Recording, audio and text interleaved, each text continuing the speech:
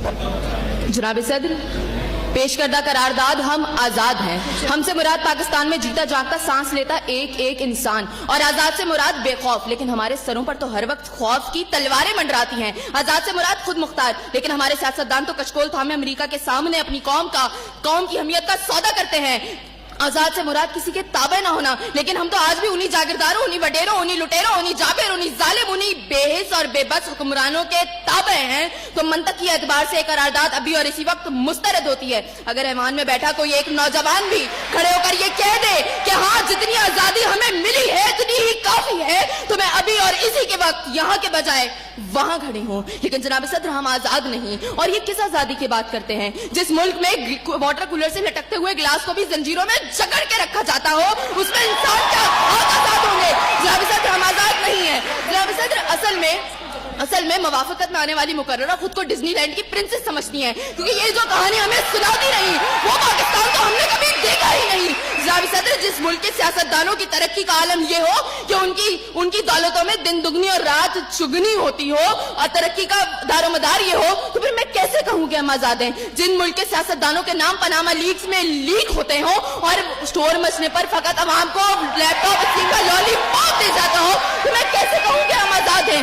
जनाब सदर, जिस मुल्क की हुक्मरानी और हुकूमत का ढांचा तक बैनुल अक़वामी इस्तेमार ने बनाया हो, तो फिर मैं कैसे कहूँ कि हम आजाद हैं? जिस मुल्क का अदलिया का सिस्टम तक किसी और का लिया हुआ हो, तो मैं कैसे कहूँ कि हम आजाद हैं? जनाब सदर, और जिस आजादी की ये बात कर रही थी, जिन हरी झंडियों की ये बात ये कर रही थी, जब कल यही झंडियां हमारी पैरों के तले रोती जाएंगी और कोई उनको उठाने वाला ना होगा, तो फिर मैं इनसे पूछूंगी कि अरे कौन सी आजादी?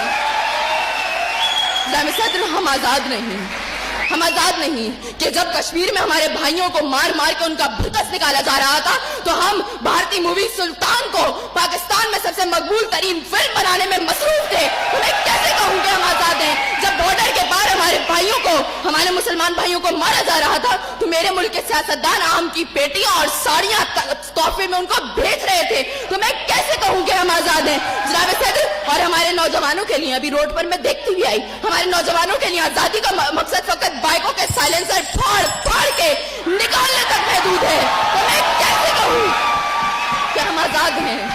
और जनाब सदर, जिस आजादी की ये बात करती है, शायद वो फकत सिर्फ दहशतगर्दों को हासिल है, क्योंकि अब उनका जब जहां जिसको दिल चाहता है मार देते हैं और बड़ी आजादी से आकर मीडिया पर कहते हैं हाँ जिम्मेदारी कबूल। तो जवाब में हमारे सियासतदान फकत मुजम्मत करके नजर आते हैं।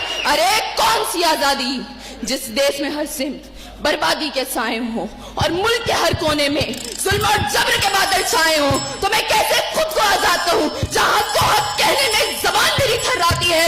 मैं उस देश का बासी हूँ जहाँ मौत खुशी से आती है।